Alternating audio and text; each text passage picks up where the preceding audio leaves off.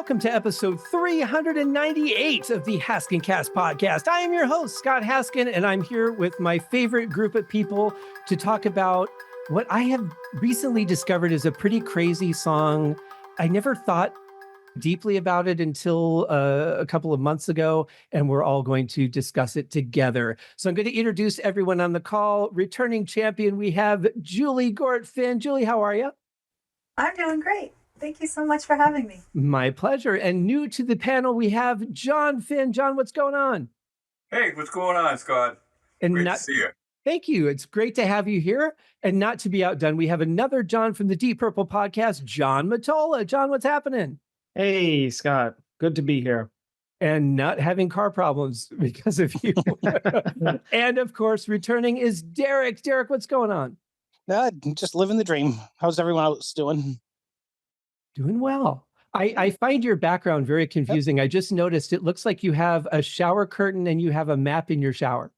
No, it's just a window curtain, because if I open that up, it's just going to be like, oh, okay, entirely too much background light and stuff. So it looks like it's like is it on a different wall from the map, because the map looks really far back?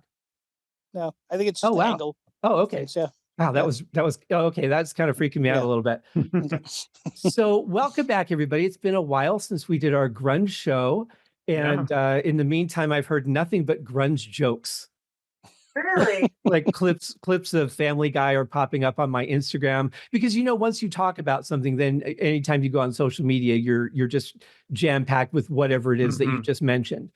And considering some of the conversations I have, my social media feed gets very bizarre. So I'll kind of just give an overview of what made me reach out to you guys on this song. I was having kind of a rough day, and that happens from time to time. And I'm just kind of going through my DVDs while I'm at work. I have to have some kind of sound on, and if I listen to music, I'll get into the music and not pay attention to work. So I'll just put a movie on, and I was watching Real Genius, and of course at the end there's the big scene with the popcorn and the song "Everybody Wants to Rule the World" comes on. And I found that all of a sudden, my day just got brighter. Starting to tap my knee, bounce my knee a little bit to the beat, because it's got that nice little shuffle feel to it. But it also doesn't. And we'll talk about how weird the drums are. And I just started thinking, is it possible to listen to this song and, outside of extreme circumstances, be in a bad mood? Because I just feel like it kind of just washes it right out of you. So I'm just going to go around and get initial thoughts on the song. We'll start with the ladies first. Juli, what do you think? Wow. Well, I did an in-depth analysis on the lyrics, but maybe that's more appropriate a little later. Or do you want to talk about that now? Oh, we'll get into that. Okay. Yeah. So just kind of general feeling about the song overall. I really love it. It's almost like you're floating. It has that pedal on the D, and then the changing between the G and the A, and it's super singable, even though it's real low. Everybody wants to rule the world. It's a very big range, but it does give you that happy feeling, even though the lyrics can be a little dark. Yes, they can. Jon Finn, how about you? Everything, for me, everything about the way the song is sort of framed, like in the first place, I love that drum groove, because it's a kind of an unusual, drum beat, but it's also, like there's an air of familiarity to it.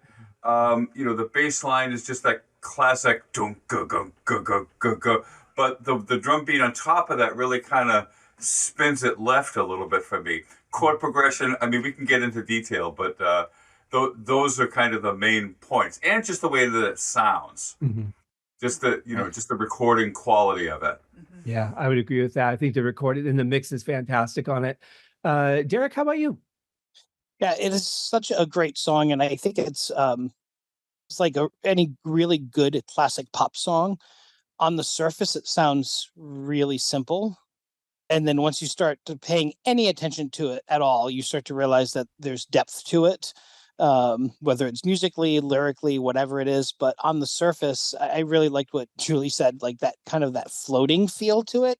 It has this lightness to it, which I think is part of what makes it so appealing, because just the chorus, right? Even if you don't hear anything else, and honestly, the singing is a little bit hard to pick apart to actually understand the lyrics themselves when you first hear it. But everybody wants to rule the world isn't exactly an uplifting lyric, but the song itself sounds really kind of fun and light and lifting and lilting and all those type of things. So, as the one non-musician in the group, right? Yeah, I just approach it purely from how does it make me feel, that type of stuff. And it manages to be both a perfect little encapsulation of its time, right? It's very 80s sounding, yet it still stands up, like it's still timeless, right? Sometimes you hear 80s songs that are classic, quote unquote classics, and you're like, yeah, that hasn't necessarily aged as well. This thing just sounds still solid today.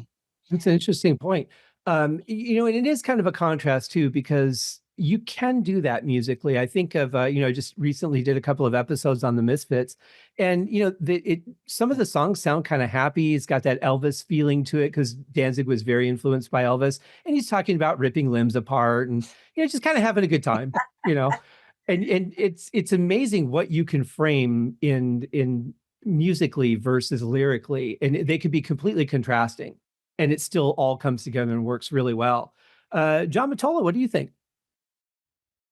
So I came to this song of maybe about, I don't know, say about 20 years ago. I was, in my going out a lot phase. So, I'd be in bars, clubs, and, the middle of the week, they'd always have this hump day retro night, right? So all those songs that I forgot about when I was like a kid, they would play, and it was all 80s songs. And this was one of them that came up. And I was really into making my CD or iPod playlist at the time, like early 2000s. So this one was definitely a big one on it. And it's for that reason, there's that just to approach it from an emotional standpoint, that's something you can't put your finger on, but there's something about this song that's like, wow, this is like a really good song. Like it's definitely an 80s song, but it's not like a super 80s like a Duran Duran or Cyndi Lauper or something that is really tied to the time. But I think it's one of those, you can put it on now, and for some reason, when we start talking more about it, we can get into why. You can't be in a bad mood when you're listening to it. It's like it's one of those, what I call on the show, a non-skip, which would be like a 5. Is every time it comes on, I don't want to turn it off. I'm like, I want to groove to this. There's something indistinguishable about it. I've actually never listened to the lyrics, and I'm actually really interested to see how depressing or screwed up they're going to be. I don't know, like based on what you guys are saying, but which is kind of funny because sometimes you can have this song, you're like, wow, that's great, and then you're like, oh wow, these lyrics are dark. Like, why do I think this is such an uplifting song? But yeah, like I always once I rediscovered the song, I guess you could say it's always been kind of one of my favorites whenever it comes up in a playlist or just in pop culture or whatever. It's just got that really low key type of feeling about it. It's really mellow, it's really pleasant, it's cool to listen to. It's just a great song. Yeah, and it's one that I feel when it's over, I don't want it to be over. And a lot of times I'll just hit, back and listen to it again because I'm just not ready to let go of it. It puts me in a good mood, and I want to stay in that good mood. And I mean, generally I'm in a good mood anyway, but it's just got that extra bit to it that gives you a little bit more. Just to touch on the Real Genius connection, this movie stars Val Kilmer, a very young Val Kilmer, really in his first big role as a kind of an insane genius guy. William Atherton, who's one of my absolute favorite actors. I don't care what it is. If he's in it, I will watch that movie. No. I'm very excited that he's going to be the mayor in the new Ghostbusters movie. I think that's fantastic. That should be a lot of fun. And because John Mottola and I always have to have some sort of Cobra Kai connection, an appearance is made by Yuji I hope I'm saying this right, Okamoto, who plays Chosen in the Karate Kid series. Wow. Very young. He's just kind of there in a couple of the party scenes, has a couple of lines, but yeah, he's in that. And of course, Deborah Foreman, who was in April Fool's Day and My Chauffeur, and had a little bit of a rise in her career as well. Great movie. This song, though, came out in 1984, and the other big hit off of it was Shout, which is another good song, but it has a completely different mood. That's more of like an industrial sounding song to me. I think we should start with the drums, because the drums are what kind of set the foundation of the song along with the bass. So the song is a shuffle, but it's not played like a shuffle. The drums are very confusing. The kick and snare are played very straightforward. Boom, boom, tap, not played like dun, dun, dun, dun, dun, like you would think. It's the hi-hat being played off beat of the drums that actually give it the shuffle feel. So as a drummer, I'm sitting there listening to this going, okay, I don't know how they thought of this, but this is actually genius. And I absolutely love it. Jon, Finn, you were nodding your head there. Yes. Yeah, well, it's exactly, because a normal shuffle, a drummer would kind of play something that would be like, go. But then the hi-hat would be playing like either quarter notes, like against that, or eighth notes. So if it's eighth notes, it would be do da do da do da, or eighth notes or eighth note triplets do da do da do da. But what he plays is 3, 4, 1, 2, 3, 4. Yeah. 1, 2, 3, 4. Yeah. So, which kind of like it kind of sets you off balance against the kick and snare, which are giving a very, let's call it a vanilla ice cream kind of a groove. And I wonder if that doesn't have something to do with that kind of floaty feeling, because it really does just kind of carry you along with that bass groove. That's, again, this song, if I had to define the song in a short sentence, I would say beauty and simplicity, because this is not a difficult song. All of the individual elements are very simple, except the drum groove being just bizarre. But it's a very simple song that's just layered beautifully. The guitar sound is fantastic. I love that clean sound on it. It's just an absolute masterpiece. Jon Mottola, what do you think of the drums? I mean, I never really thought about them before. I mean, that's probably the when you really get into that explanation, the first thing that I thought after Jon was describing them is that there's so much more to music, no matter what era, what generation you're in, than anybody thinks. To be able to pick it apart like that and be like, that one, we only talked about one thing, and that's what makes it so different and so creative. And you think like, oh, back in the 80s, they just probably pressed like, a keyboard beat and like, went to it, and some people did, but, a lot of people did not. So I guess other than that, I don't really have a lot of thoughts on it, because I'm not a drummer. But to me, it always just sounded like a pretty, straightforward a shuffle beat. But I mean, apparently that's, deceiving.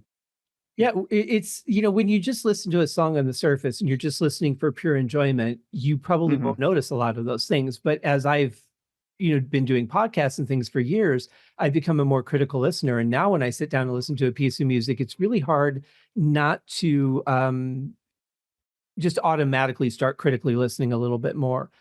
You mentioned in the 80s, the way that bands performed. When they do the Lost 80s live end of the year show, and they've done it here in Vegas every year for a few years, not since COVID, but I've been to 2 of them, and it's really weird to watch 2 members of a band get up there and the keyboard player is doing 95% of the work, and then you have a singer who stands out front and only sings, and everything is coming from one keyboard. It's really bizarre to watch that. And then the next band comes out and it's a full band, and then you have maybe a 3-piece come out sounding like a full band. The 80s were such a bizarre time for the way that music was written and performed, because I always figured that when they went out live, they went out as a full band, but that really wasn't the case. So it's just a really awkward thing to watch at points. It definitely is lackluster from a stage performance, side of things. Derek, what about you? What do you think about the drums? I always love hearing people who know the technical part of music and actually know our musicians talk about music that I like to listen to, because I feel like I'm able to better understand why it makes me feel the way it does. And I think hearing the explanations of, oh, it's a standard shuffle beat, but then there's this weird thing that completely throws you off a little bit, right? That's very unique and very different. I think actually, like, I wouldn't be able to describe it in that same manner, but I think it's part of what makes the song have this tension between feeling upbeat and yet a little bit brooding and ominous to it, right? And it's the lyrics. And I think it literally starts with the drums, right? That there's this different thing that's going on. And it's really funny. I don't understand them, but I love reading. Like, I don't truly understand them, but I love reading about time signatures and like comparing them, hearing them, listening to a song when I hear like, oh, this is really something unusual in it. Mm-hmm. And then listening to the song and being like, oh, I can kind of feel it. I don't understand how it works, but I understand how it makes me feel. And I think that's what I hear when I hear the song, and hearing that explanation. I'm like, oh, yeah, it drives it forward, and yet it is just a different enough that it gives it a really unique feel, and it adds to the overall feeling of the song. Yeah, it kind of just puts a bounce in your step, and you don't really know necessarily why, but you just feel like a little bit of a, that just, I kind of want to skip a little instead of walk, Right. And a note on the drum production, it is not saturated in reverb on the snare like a typical 80s song is. It's actually kind of dry. There's a nice shaker layered in there that kind of hides the hi-hat accent a little bit. You feel it more than you hear it, but there's parts where it stands out, and you can really, especially in the beginning, you can really kind of capture what it's doing.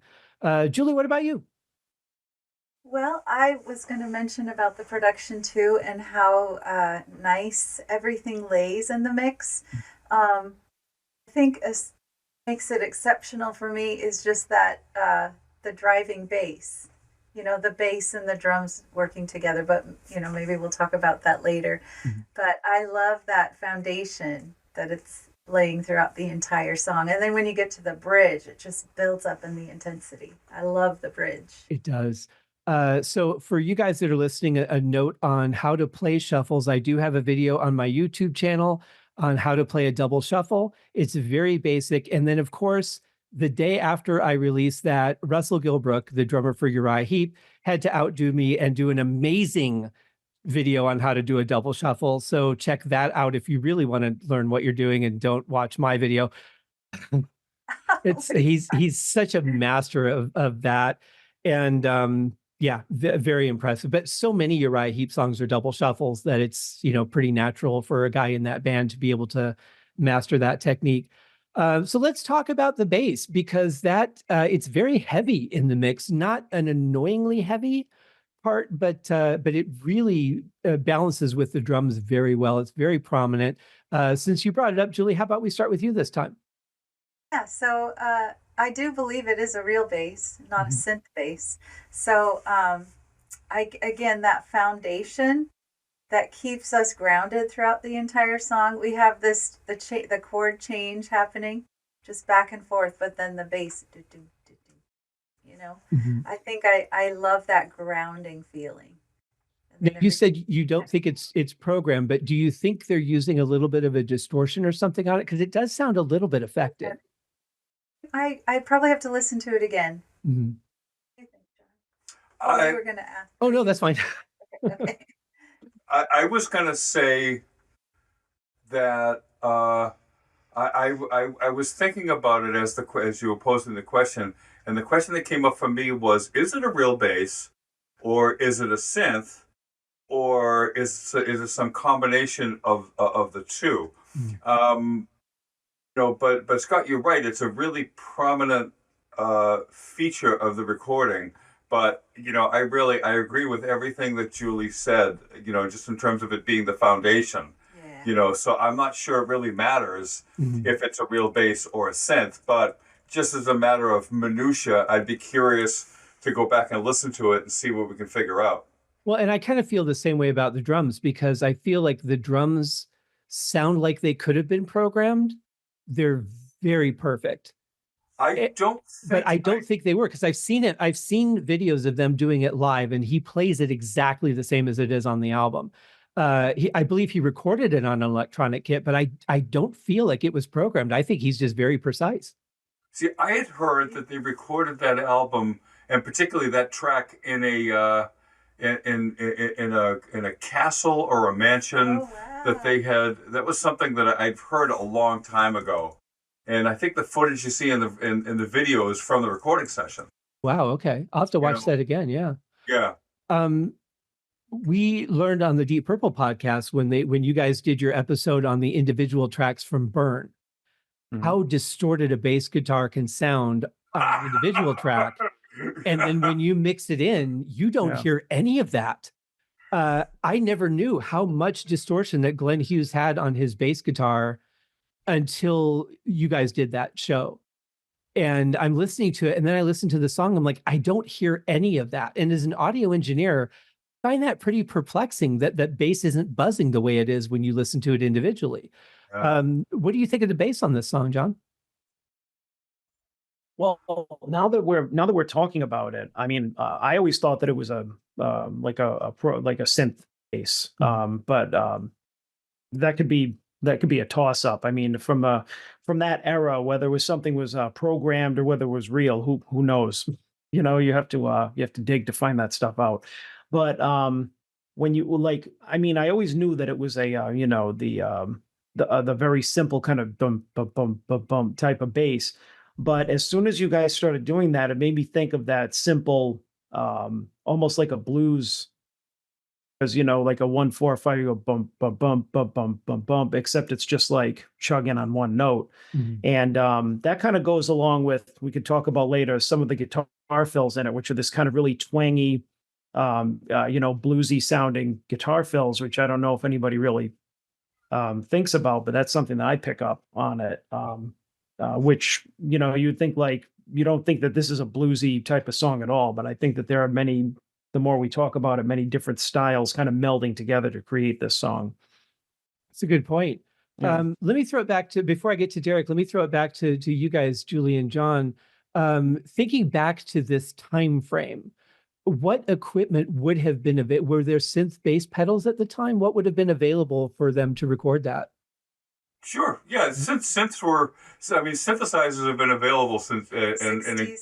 Yeah, 60s, 70s. I mean, more common in the 70s. And commonplace in the 80s. I think a lot of bass tracks were replaced with synth bass as we got into more of the pop genre. But I feel like since Tears for Fears is a band, there's that. An actual bass, there's guitars, there's keys, there's drums. So. And that really kind of contrasts what I said earlier about a lot of the 80s bands that I've seen live, because it is a full band. They're not two guys that recorded everything and, just hired a couple of stage musicians, Derek, what do you think of the bass? For me, again, as a non-musician, it's, for me, bass, unless it's a distinct bass line, bass is always the thing that is hardest for me to pick out in a song, right? To kind of just peel out. And especially I think in a song like this, that, as a couple of people have said, right? Like, is it synth? Is it, it's a real bass? Is a bass through a synth, right? All those things. For me, it just doesn't, it's interesting because Juli, I think, said, oh, it's such a core foundation of it. And for me, I'm like, I can't even find it in there. And it feels like the synth sound is so much more important. So I don't know if I can really speak to what I think about the bass line itself or the bass. It's just more about how it, whatever it is, how well it fits into the feeling of the song. Well, I would say, we could phrase it as whatever's covering the bass position. And it could be a layer too. It could be a synth on top of a live bass. That's I've done that before. I don't know if it makes sense, but I've done it anyway. That's the beautiful thing about music and living alone, is that there's no one here to stop me. Let's talk about the guitar then. I'll save Jon and Juli for last because you guys are the guitarists, and we'll start with Jon Mottola. You mentioned the guitar fills and that. First, I'll just say that I love the sound of the guitar. That I think there's a little bit of a delay on that cleaner sound. It's not like a heavy distortion at all on this song. It's very clean, and there's just something about that tone that's so warm and charming. And it just feels like this may sound weird to say, but it kind of feels like a sunset to me. It's just something that I don't want it to end. I want to just stay in those orange and pinks and reds and not go into the night just yet. What do you think, Jon? Yeah, I hear where you're going with that because and I don't think it's weird, by the way, because I'm used to hearing you describe music, and that's how I know you describe it with a lot of like visuals. But I can see where you're coming from with that. But yeah, I think that the guitar is definitely it's not the prominent instrument here. I think the thing that really ties it together is the keyboards or the synths or whatever that's the main like riff, quote unquote riff. So I think that the guitar's in there to provide some very kind of like clean accents. And I know that there's a couple little parts in there where it's, they're, I mean, I consider them just like kind of fills. That's the best way I can describe it. And the one that I think of the most, I think is kind of toward the end where it kind of bends up is bow, bow, bow, bow, bow, which sounds a lot like something I would do it myself. Which is very, very simple, not hard at all, type of stuff, which I think kind of plays into, how there's a lot of kind of accessible or kind of simple things in this song. It's not like virtuoso by any means. Right. I mean, the way it was recorded and layered and everything, that's different. But I think the actual parts, I think it would be a very easy song to play. But I'm sure the production is a whole different story. And we'll get to the keyboard in a bit too. But yeah, it's like a 2-note riff. It's as simple as it gets. And those bends at the end actually kind of remind me, if any of you guys know the song Reminiscing by the Little River Band, the guitar solo at the end of that has that same kind of feel to it, for me at least. Derek, what do you think? When getting ready to do this podcast, obviously went back, listened to the song, and I kind of just, listened to it first, and then I started paying closer and closer attention to it. Then looked up the lyrics and all that fun stuff. But one of the things that really struck me listening to it more closely was just how much you could hear the guitar in it. And it is funny because I feel like as mainly a rock fan, you'd kind of say like, oh, this is a pop song, therefore there's like no guitar in it. Like, well, that's just silly, right? Most songs have guitar in it, right? But I was really found myself drawn into it and into the sound and Jon, I forget what you call it, kind of the, they're not really solos. They're little fills. Pieces, fills in there, right? That just started to really pop out at me as being like, oh, there's some really cool stuff going on in here that manages to add something to the song without pulling you out of it like a solo can sometimes. Mm-hmm.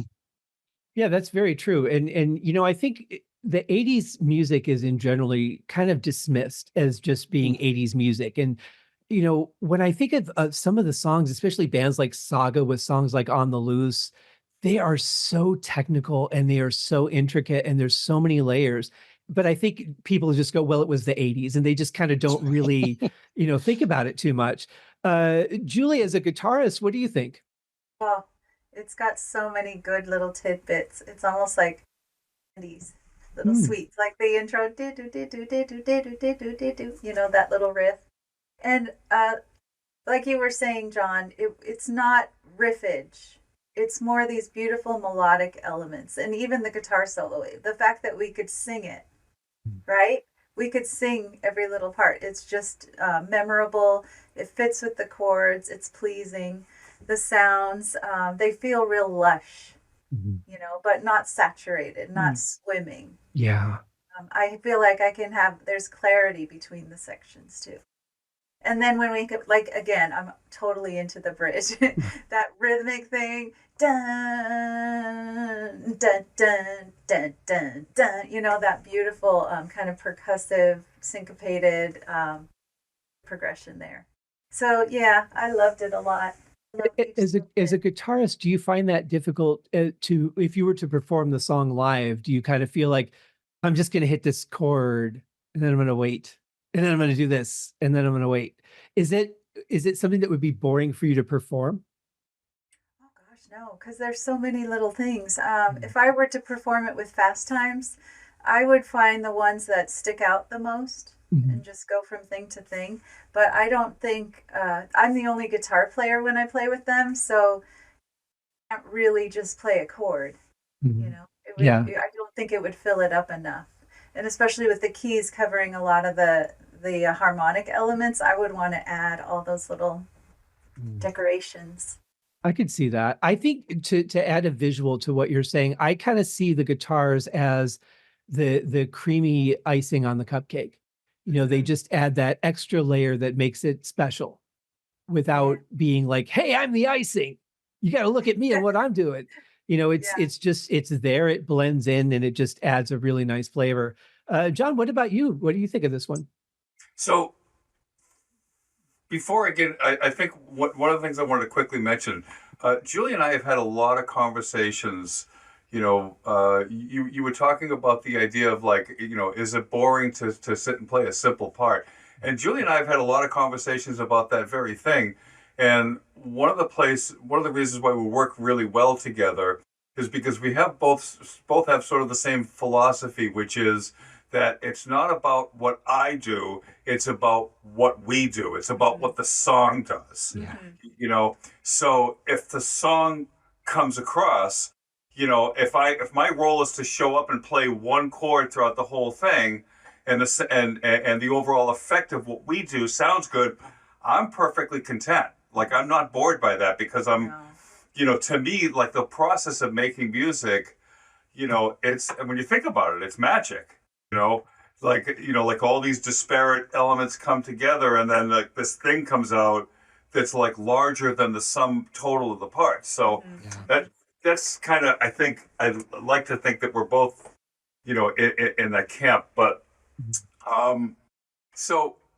you know, quick little theory lesson that relates to what I'm going to talk about is that, you know, most songs have what we would call the one chord, which is, as you hear the chords come along, there's always one chord in the song that feels like home base, you know. So and what's so interesting is that in the song, you know, in this song, Everybody Wants to Rule the World, that chord is a D chord, right? But the chord, but you don't hear that chord until you get to the bridge. You know, and so the song opens, the bass is playing a D, okay?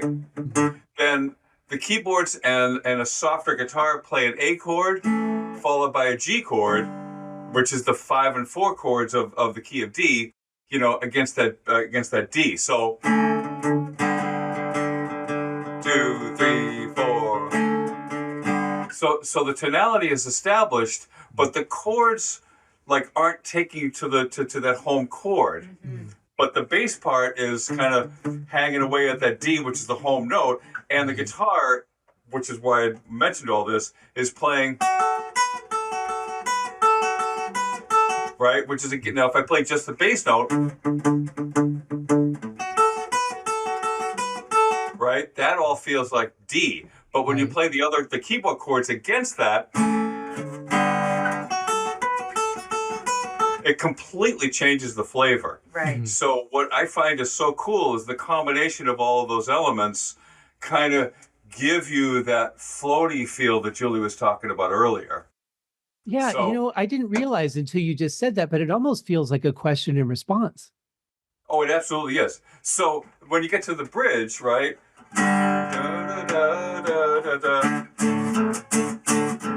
It's a G chord followed by a D chord. Right? G-A. G-A. G-A? Okay. G, okay. 2, 3, Or 4. A. A over G? A to G. E, 2, 3, 4. A, G. Oh, okay. All right. That's it. Yeah. And those off-time accents too are very on par with that hi-hat accent. Yes. Yes. Yeah. Nice. Which is interesting. I like the way that they put that. It almost just feels like it was sculpted together that way. Yeah, It it probably was.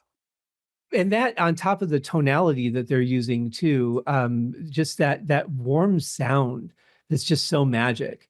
You know, it's just so brilliantly constructed. And these elements as they come together, the song does not drift into a lot of different parts. There's no big guitar solo, there's no keyboard solo. There's just little bits of inflections of pieces here and there. And I think it would have been distracting had they added another part or a solo or another bridge going into a chorus or anything else.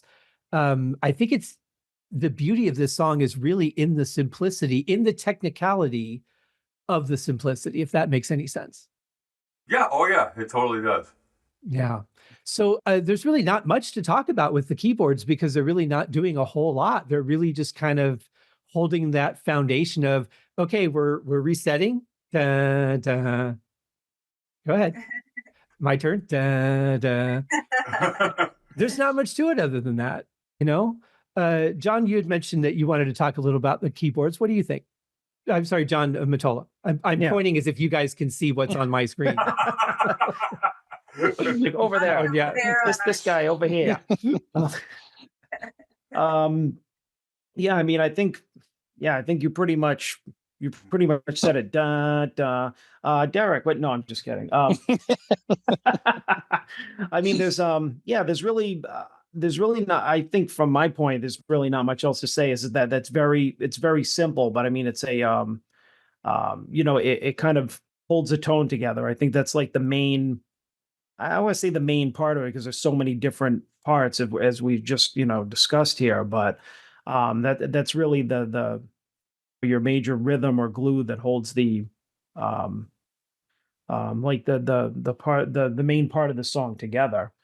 And it's what really brings the sound, because when you think of this song, what do you think of? You think of bum ba, which is the keyboards, and again, very soft, very kind of like otherworldly sounding. It's not this stabbing or like really harsh sounding keyboard. I think they picked a really nice rounded tone for it. But yeah, I mean, I don't know, like a kid doesn't come to my head if it does really anything else. Other than, kind of those kind of like simple, like, kind of bass tones or whatever for the song. But and to add to what John and Julie said, the always introductory bass player that I am, I actually prefer to not be that busy. I like just finding the groove and hanging on it. And in a song like this, it's fun to just sit there and go da-dun, da-dun, da-dun, da-dun. I could do that for 20 minutes straight and be perfectly happy.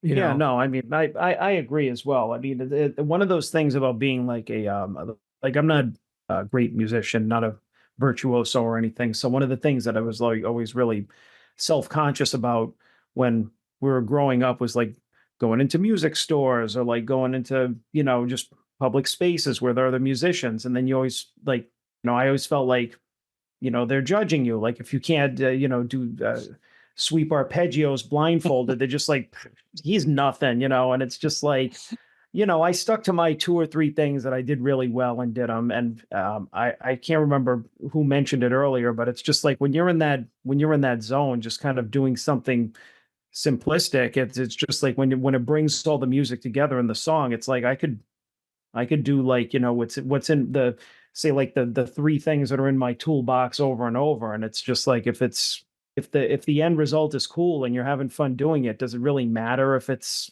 if like, theory from here to like the end of the world? Not really. And not all of us are that type of musician. So it's like, and I don't think it really matters, And being somebody who has worked in a music store, I can tell you there's 2 kinds of customers. There's the kind that I want everyone to hear what I'm doing. And then there's the kind that's like, do you guys have headphones so I can hear myself? Yeah. That's really it, Yeah. And the first one will always be like doing this while they're playing. Like they're more concerned about who's listening to them or who's paying attention to them than they are what they're actually testing out. I honestly think a lot of those people just come in for the ego trip and they have no intention of buying anything at all. And they usually don't. which is why salesmen get aggressive strategies, and it gets really just like a used car salesman lot for a while. Derek, what do you think of the keyboards? I don't know if I have anything to add beyond what's already been said. And there's not much there. Not much there. I will say there was something that struck me while hearing the discussion, the rest of the discussion around guitar, and then a little bit of what John was saying, and then what John F was playing on the guitar. It made me go back and check something really quick in the background. So the album that this song is on came out in 1985. And there was something about the sound of the guitar that made me wonder, when did the Joshua Tree come out? And that came out in 1987. And it just made me think about, like, it kind of took like the guitar sound that's on this one song and like blew it out across like 5 other songs on the Joshua Tree, right? And like just that distinct, and I never thought about this before, but this could totally be a U2 song off of the Joshua Tree, right? Like it just has that kind of sound. It definitely has that. And I think at this point now, when you hear whatever that thing is, it's like, oh, that sounds like U2, right? It sounds like The Edge, but like this was 2 years before I feel like they made that turn towards that particular sound, which obviously they've changed and then come back to and everything else. But it's just interesting to think about, there's this whole thing about like, there were multiple people working on the light bulb at the same time, and multiple people working on the phonograph at the same time. And I'm just wondering, like, interesting to think about, like, what was happening in music and in culture that suddenly, like, 2 bands, and there's probably other examples that I'm not even thinking of, like suddenly like that became the sound in a specific time frame. What caused that to happen? I want to go like deep dive and figure out if there's like a producer in common or something like that. Between the two. It almost feels like they were all writing their songs in the same building. Right. And that they could kind of hear each other and go, okay, I like what they're doing, or I like that sound. Yeah. Let's get close to that. And for those of you who would like to see U2, they are still here in residency in Las Vegas at the Sphere. I have not seen the show, but from what I've heard, it's pretty spectacular. And having seen the inside of the Sphere, I can tell you there is nothing that would go on in that place that would not be spectacular. I don't know if there's really much. Oh yeah, it's even being really close to it. It's amazing. The quality of you look at it and you're like, how is it this crystal clear? Because it shouldn't be, but it is. So I don't know if there's really much more to say about the keyboards. Jon Finn, did you have anything to add? Not really. Not really. Other than like the keyboards are sort of. Are sort of laying out those A to G chords against the D bass note, right? So that's the probably the main texture of the song. There is this little percussive, sparkly thing that happens throughout the song, and particularly at the very beginning, that goes something like.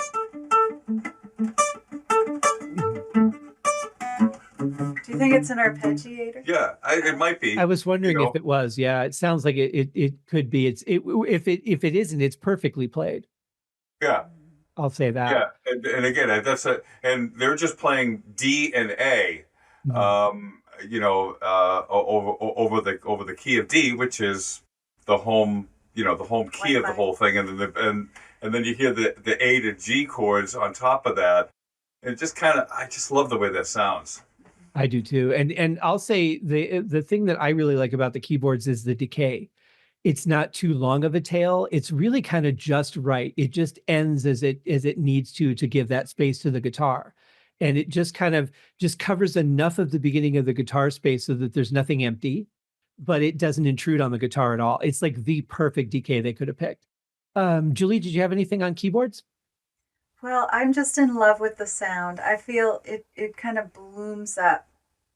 It's not going to happen on beat 1. It's almost like, it's like orchestrated. Yeah. And I think it sounds like a fluffy cloud. Just everything's kind of floating around in space.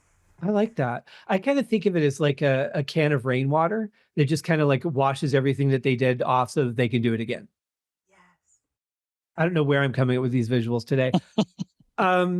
So the other component that we need to talk about, and Julie, I will start with you because you mentioned it earlier, are the lyrics. So according to the minimal amount of research I did, the definition of the meaning of this song is the desire for humans to have control and power, which does not go along with this warm, fuzzy little musical number. You would think it would be something more Metallica, like something more aggressive, with Lars just, jumping up and down behind the kit, hitting everything he can. But that's not the case. It's a very controlled, very beautiful song, but it talks about chaos. So, Julie, what do you think of the lyrics?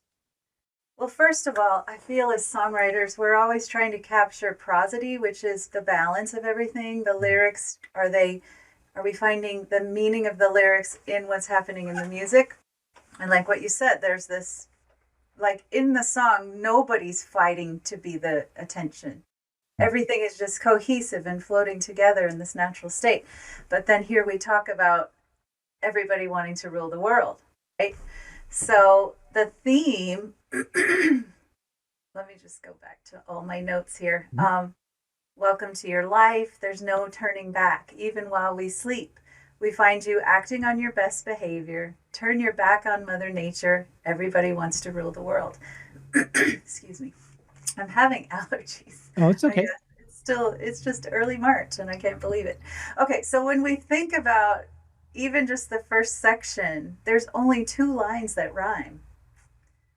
Don't we always look for a perfect rhyme scheme? Like if you're thinking of couplets, lines 1 and 2 rhyme, lines 3 and 4 rhyme, lines 5 and 6, or 1 and 3, 2 and 4, right? We always have this rhyme thing that's always bringing us back, but we don't have that until acting on your best behavior, turn your back on Mother Nature, which I just find so interesting.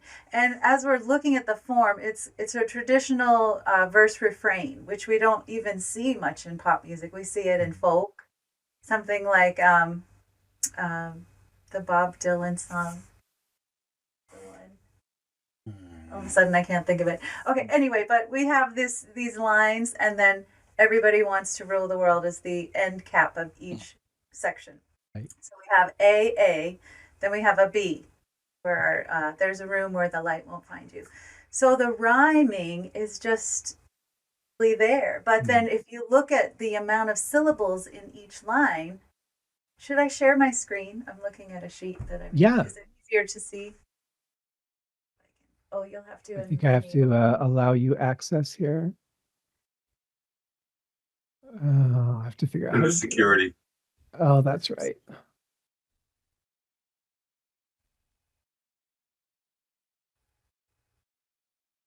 You should be good. But as you're pulling that up, I'll say the weird thing about it is that you don't notice that it doesn't rhyme. No. I think the music just flows so well and the lyrics are delivered in a way that flows so well that you really don't think about that you're missing that component. You don't. And I think it's because you've got this symmetry of the amount of syllables in each line. We have 5, 5, 5. And then I could have combined these, but I feel like we will find you. It kind of went on its own. And then we have the 2 lines that rhyme, which are 8 and 8. And then the last line, everybody wants to rule the world. Then our next section, we have this neat literary device called anaphora, where we start each line with the same word. Somehow it just makes them connects. It's my own design, my own remorse. Help me to decide. Help me make the right. Mm-hmm. And then here we have design and decide rhyme. We've got the I sound. So then we have our 2 lines with 8 syllables are going to rhyme again, pleasure and forever. And then we have the refrain. Right? Then we look at our B section and there's no rhyming at all. And these are very long lines, which are kind of cool. But I love it over the top of that syncopation. Da, da, da, da, da, right? There's a room where the light won't find you, holding hands while the walls come tumbling down. When they do, I'll be right behind you. Okay, and then these sections after the bridge, this is a literary device called epistrophe, where you end the line with the same word. So, and then we have the So glad and so sad. I forgot to make those green, but that's anaphora and epistrophe. So glad we've almost made it. So sad they had to fade it. But this time we've got 7 syllables and everybody wants to rule the world. So it's really interesting when you see how the words are put together, even though we don't have that rhyme scheme. But then when we look at the theme, we're right in the middle of the Cold War. There's all this anxiety. There's so much happening. And as a young person, I'm a Gen X. Are we all Gen X? Probably. I think pretty much, yeah. Yep. So, I mean, that was just the undercurrent. Like, everything could end at any time with a nuclear explosion. So maybe that's pulling into this theme here, but it's kind of dark. Like everything could change at any time, right? Other than the chorus, I never realized how specifically rhythmic the lyrics are. I never noticed that design. Yeah. It's interesting. I mean, obviously the chorus, because it's exaggerated, with the way it's pitched. But that's really interesting. And you're right about the themes. The Cold War it was either that, the nuclear bomb, or quicksand were the things that we were most told to be afraid of. Fortunately, I've never had an encounter with either of them or any of them. Being stabbed and being maced was plenty enough for me. I think I'll avoid the quicksand and nuclear war. But no, yeah, this is fascinating, Julie. Thank you. Yeah, you're welcome. I just learned so much. Yeah, me too. As somebody who's been writing lyrics for 30 years, I never knew any of what you just said. I'm gonna use the word anaphora before the end of this week in a sentence somewhere. So, and it's easier than saying anthropomorphic. So it's a good way to go. Yeah. I think too, to tie in with that, I think the delivery of the lyrics too, the way that they're presented, especially in the way that they're pitched in the chorus, that is a hook in and of itself. Just that pitching scheme, because it's so specific, but it feels so comfortable and natural, even though it's not. You would never talk that way.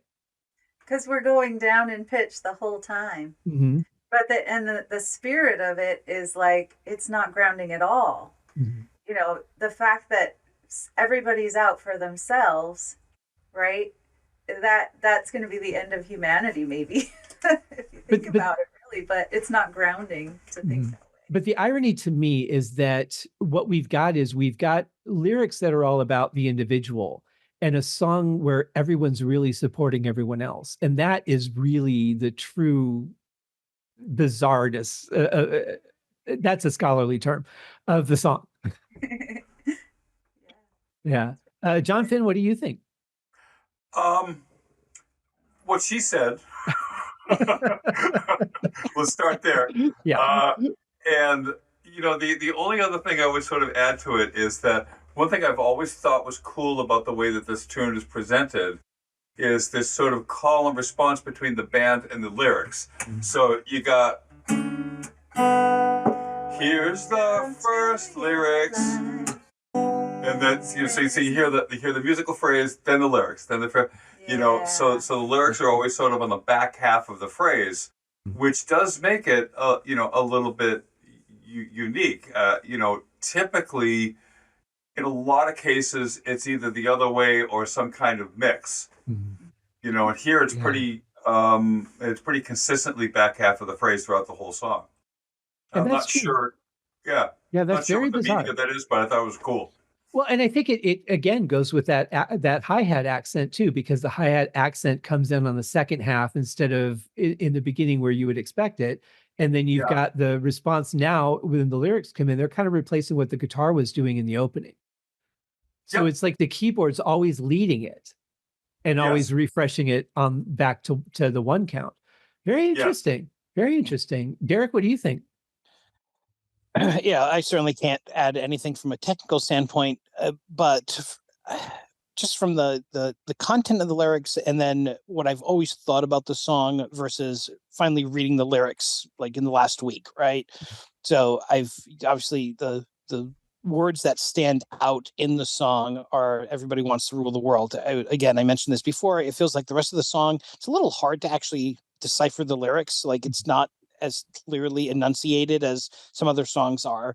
So I've just never really paid attention to the lyrics. And I kind of automatically assumed that "Everybody Wants to Rule the World," given when it came out, was maybe more about like a tirade around like the, record labels trying to get rights from artists or something along those lines, or maybe just a general like, anti-rich type of thing or something like that. So it was really fascinating for me to look into the lyrics, look up, a little bit of background about the song, and realize that it's in essence a protest song, right? It's a Cold War protest song. And that was it just really fascinating.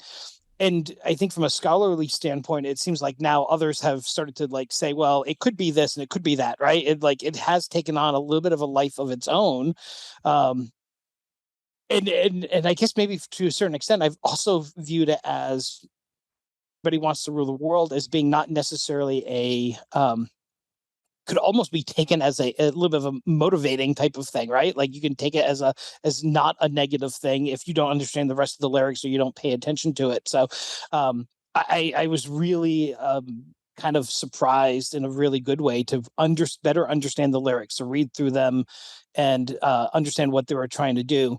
I also think this point that you made, Scott, I mean, if you showed these lyrics to me without knowing the song at all and just read through them, and you told me it was a Metallica song, I'd be like, yeah, that makes sense. That could totally work, right? It totally, right? And so I think it just speaks, again, to the complexity and the depth of the song, both the songwriting and how the song comes together, that lyrics that can feel basically very heavy metal like on its surface turns into this amazing pop song. It's a very interesting point. And as you were talking, I kind of realized something else before I get to you, Jon. I wonder if having the lyrics be the response instead of the call almost gives it a desperation feel to it. Like, I don't want people to be this way, but this is how it is, as opposed to coming into it saying, here's how life is. It almost feels a little more pleading to be the response. Yeah, I never noticed that before, but see, this is why I like having these discussions, because we flesh out these kind of ideas. Jon, what do you got? So I think that the conversation here really made me realize how I just never thought about any of this. Seriously, because I think you've talked about it before, Scott, how you're not a lyrics person. And neither am I. Like, I mean, a lot of time, like, I mean, I've gone maybe years singing some, like, along with some of my favorite songs, and like maybe knowing the words, but not even thinking about what they mean.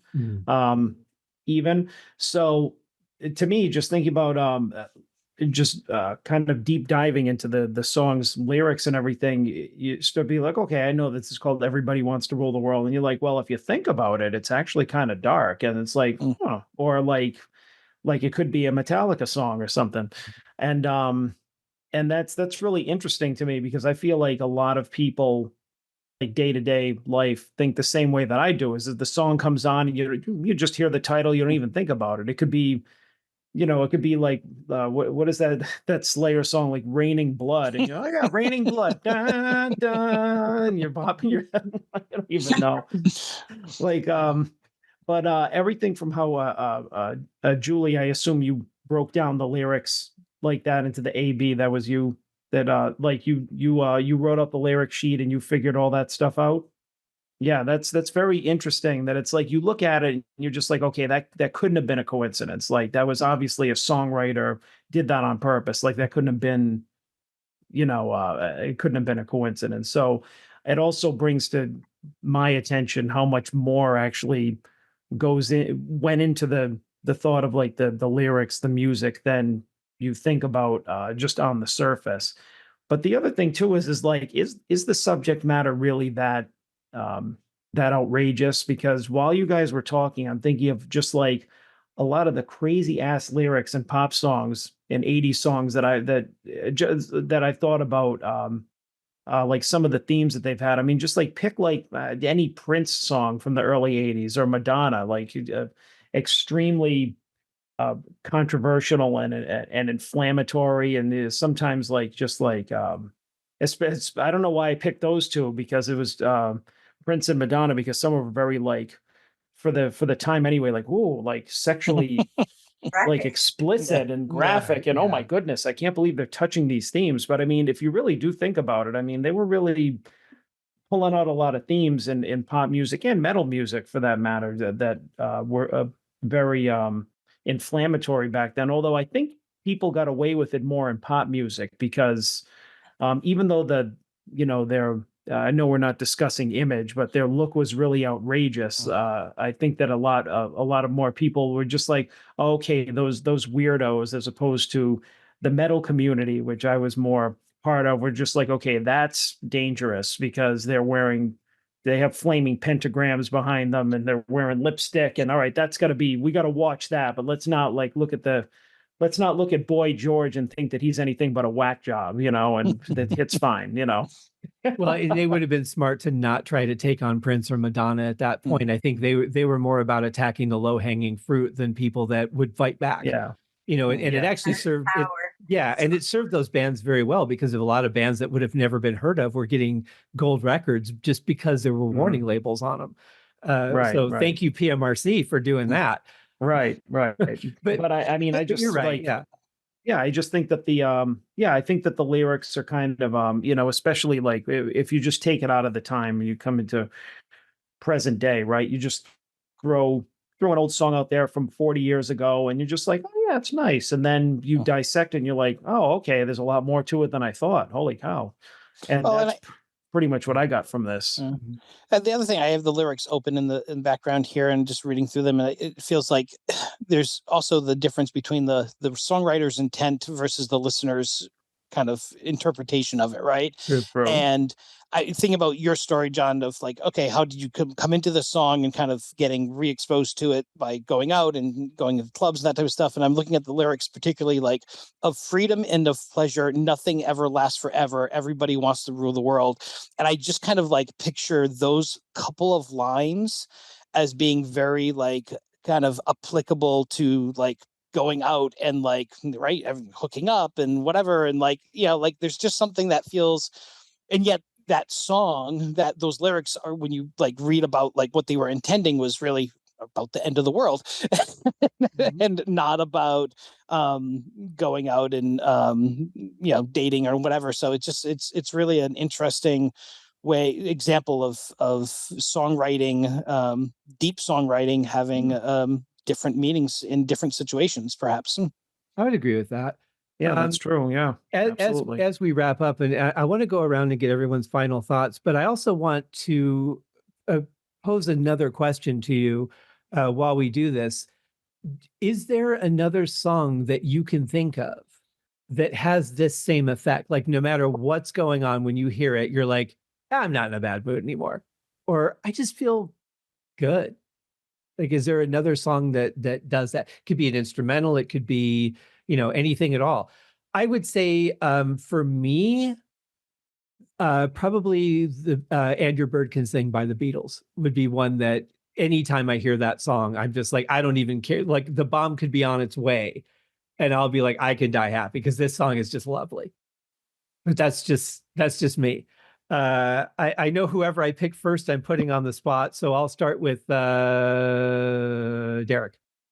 Okay. So just what other song makes me feel that way? Yeah. Is there another song that could just like instantly take you out of a bad day?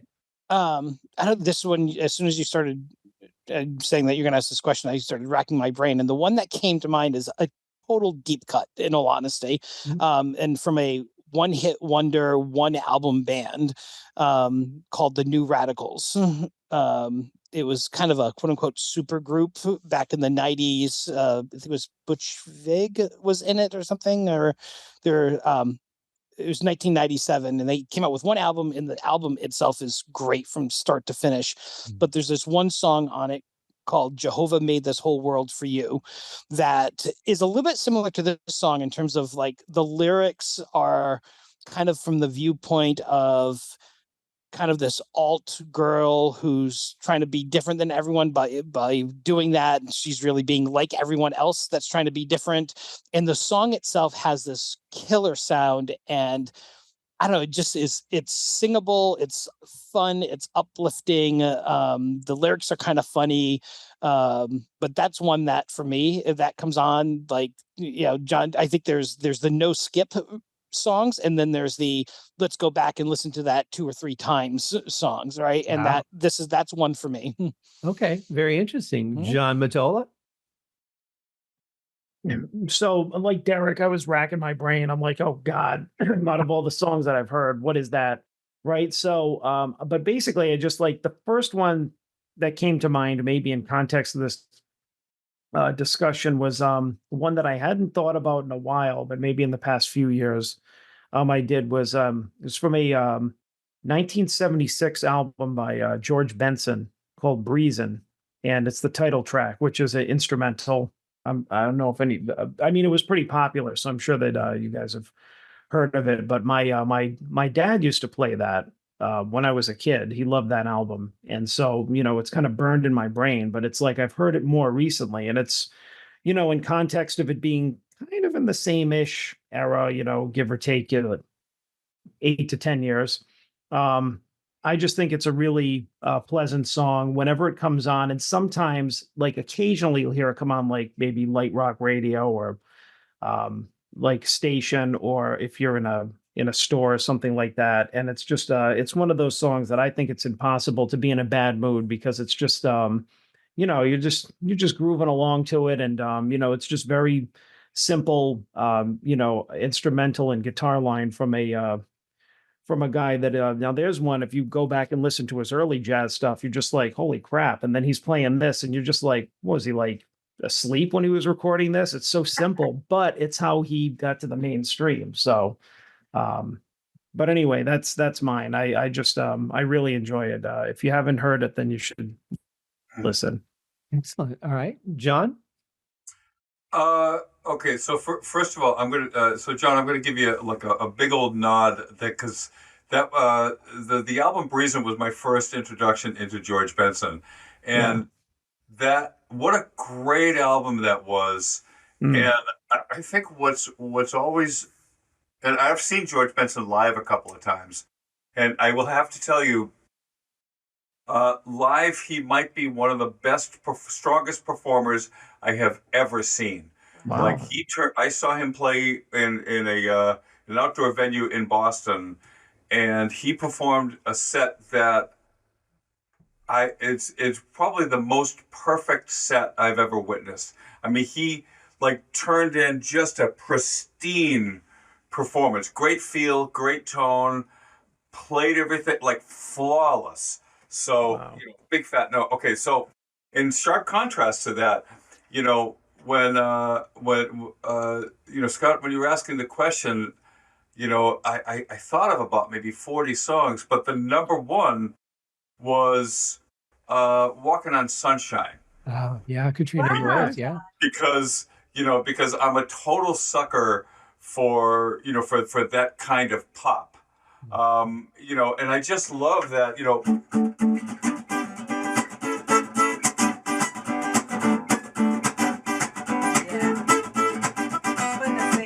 right? So, there's everything about that. And, that just, if we're talking about a feel-good song, that one does, every time it comes on the radio, I'm reaching for the volume, and I feel a little guilty about it because I'm supposed to be a serious musician. But then when I hear that, walking on sunshine, I'm that guy.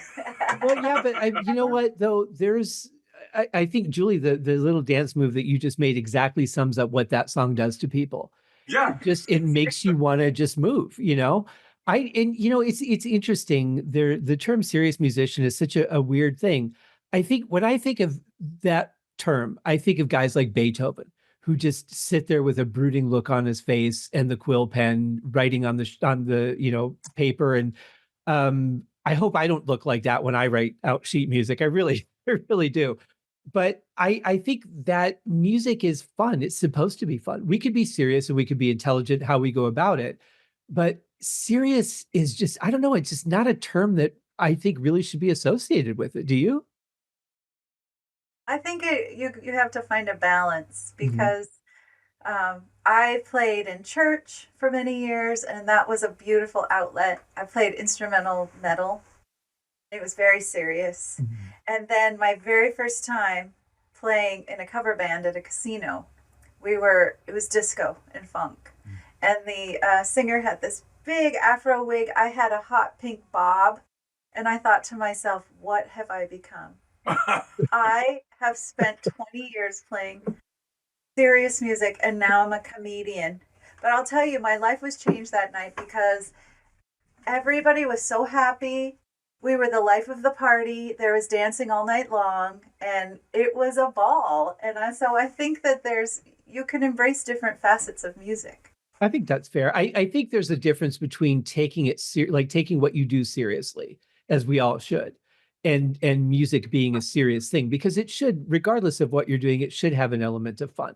I mean, maybe not so much if you're writing a funeral dirge or something, but even with that, you should enjoy the process of making it. But to your song, Jon, I don't know if you know this, but the actress Dee Wallace has a radio show that she does every Sunday morning, and her opening song is "Walking on Sunshine." That's Because awesome. she wants to set that mood. She wants everybody to feel good and be uplifted as she gets into her show, which can have some serious topics. So great call. And by the way, I just wanted to quickly mention Ludwig van Beethoven died of syphilis. Yeah. So That's true. Yeah. So when you're talking about like a serious musician, how do you get syphilis? He definitely had his issues. There's no doubt about that. Although he knew how to party. He did. Although I recently did a show on his piece, Violin Romance No. 2, which is one of my favorite pieces of his. Absolutely just gorgeous piece of music.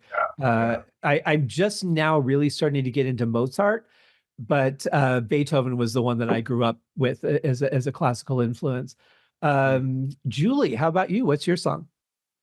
Well, I'm going to choose two just because they popped into my head simultaneously. So one is Levitating by Dua Lipa because it's just so fun. It just feels so great. And it definitely is like walking on sunshine where it makes you want to dance. But then whenever I hear Shine On You Crazy Diamond, something stirs when you get to that chorus. You just want to sing it out to the world and know your own strength.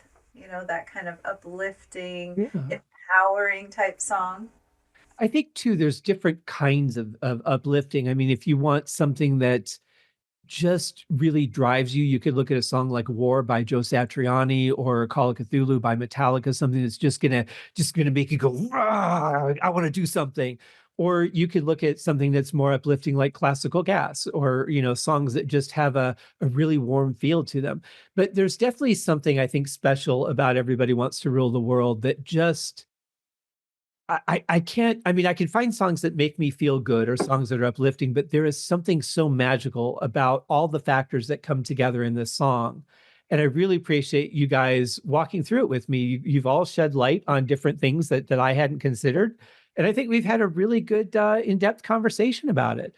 So I'll ask for final thoughts. Jon Mottola, what do you think? My final thought is that there was I came into this thinking, okay, there's got to be much more to this song than I think there is, and I was right. So it's like I think I learned, like, every time I come on to a show, whether it's my own or somebody else's, I always feel like I learned something about music, which is great. I don't typically don't do a ton of research, and I didn't really for this, because it's like I just kind of want to come in with my first impressions or whatever. But I just think that what I've learned here today is like this, but not only all music is just there's so much more to it than there is on the surface, be it the what was put into it with the writing, the production, the layering of the instruments, even the interpretation of the lyrics. And so but at the end of the day, whatever you're doing, as long as you enjoy the music and it's fun, it speaks to you, then that's all that really matters. Excellent point. Juli, how about you? I agree. I love hearing everyone's perspectives. You all brought so much, and even for non-musicians, I'm immersed in it, and it's my craft. So when I hear you talk about the things that stir your hearts, that's important because I want my music to reach people. And sometimes I get all caught up in, well, what's happening? Do I have enough anaphora or epistrophe in my songs or whatever, you know? So I appreciate each of you and what you brought today. The last thing that I want to say about the lyrics, I know it's kind of dark and foreboding, and we've got this struggle for everyone wanting to rule and stuff, but there's one beautiful line where in the bridge that happens, you know, there's a room where the light won't find you, holding hands while the walls come tumbling down. When they do, I'll be right behind you. So that to me just says no matter what's going, there's this constant power struggle. We're all in this together. You know, if we all go down, we're all going down at the same time. So I think that's kind of encouraging. Good point. I hadn't thought about that. Well said. Jon, how about you? What she said. No, you chose well in the bridal department, Jon. I'll just point that out. I very definitely did. I was, you know, I wake up amazed every day that she chose me. But you know, what I was thinking about is that for me, music is both a blessing and a curse. I'm so grateful that I get to do this and call it a living. You know, and I love just sort of doing deep dives into music. But one of the things that comes up a lot is that I'll hear a song that I just really fall in love with, and usually my next step is to just go right down the rabbit hole and start tearing the music apart and trying to extract from it everything that it's worth. When I come out of the rabbit hole, now I'm kind of tired of the song, and I'm no longer thinking about the song itself, but thinking more about just all of those little minutiae that make up the song, which can interrupt my personal enjoyment of the song. Like I say, it's a blessing and a curse. This is not one of those songs that I've really given a lot of thought to. It's just sort of, you know, when Juli mentioned it this morning, I started kind of playing around. It's like, oh yeah, it does the, oh yeah, oh cool, you know. So well, we've talked about it in the past. I think we were going to do it in the end. Yeah, that's right. We were experimenting with doing the song in our 70s cover band called The Experts. Some people weren't into it. Yeah, they didn't think it had enough rock or something. Well, if they're listening now, I'd like to hear what they think. Yeah. So if I have any final thoughts, it's you know, 3 words: music is amazing. Mm-hmm. Well said. And I think I go back to what I said in the beginning about just the beauty and simplicity of this song. I think everything is a very simple thing that's done, but put together, it's complex simplicity, but it just has such a beautiful overall feel to it. You know, it's hard to resist. Derek, how about you? Yeah, as I think Jon said, every time we get together and anytime I get a chance to talk music, I always find it really fun and interesting, and especially talking about it with people that are musicians, just kind of learning more about how the music comes together, that the music that I enjoy comes together is really fascinating for me, and it helps me to even appreciate it a little bit more. The other part that I love about doing a deep dive like this is it makes me really curious about what else is around that song and around that band, right? This is a band that there's certainly they're not a one-hit wonder, right? Just this song alone, this album alone has 2 big hits off of it. But that's kind of what you hear, right? And so like I definitely I added music from the big chair to my listening list so that I can hear more from them, because if they can pull off 2 great songs like that and a song as good as this one, it makes me want to hear more from them, from the rest of the band, and kind of do a little bit more of a deeper dive into that. So that's always been my viewpoint on things like, people get all worked up over, top 100 guitarists of all time and top this or top that. And I'm always like, you know what? they're in the top 100, and you can argue about 1 versus 10 or 10 versus 20. I always find it interesting because, okay, if I like numbers 1 through 5 and I haven't heard of number 6, then I want to go find out more about number 6, right? And I think it's a similar thing here of like, okay, if I like this much, then what else do they have to offer that I might be really interested in?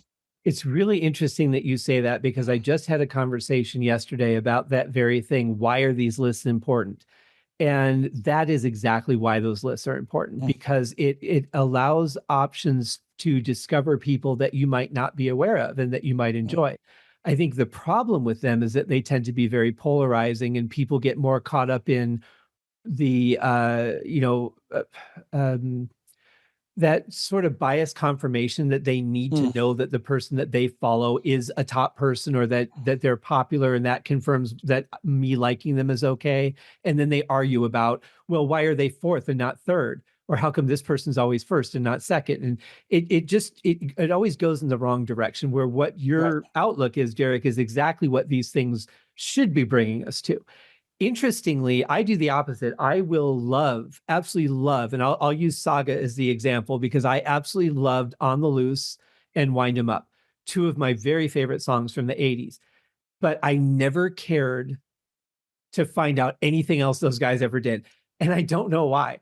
Why wouldn't I? If they're, 2 for 2, surely they've done more that I would like. So why wouldn't I? So a couple years ago, I finally did it.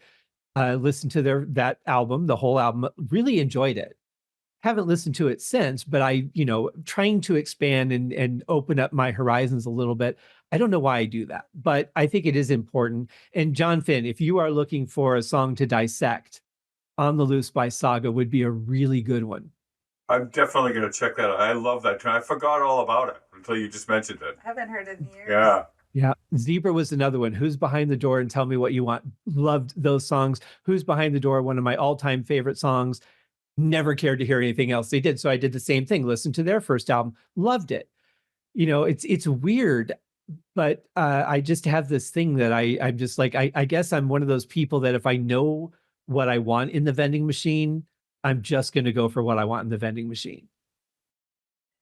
It's because I want the comfort food. I don't want to waste my time on things I might not enjoy. But listening to podcasts is great, because like on the Deep Purple podcast, they cover all kinds of things I've never heard before. So I get exposed to a lot of things, but to go out of my way to do it on my own is, I don't know, I just don't do it enough. So I'm trying to focus on that a little bit more. But I want to thank you guys. This has been absolutely amazing, even more than I expected it would be. Can't wait to figure out what our next topic is whenever we get around to covering something else. So let's all stay in touch. And anytime anybody comes up with an idea, send it out there. Let's talk about it. Very cool. Thank Oh, you that's great. so much. Thank you. Thank you guys so much. See ya. Bye. Cheers, Thank guys. you. Thanks. Bye-bye.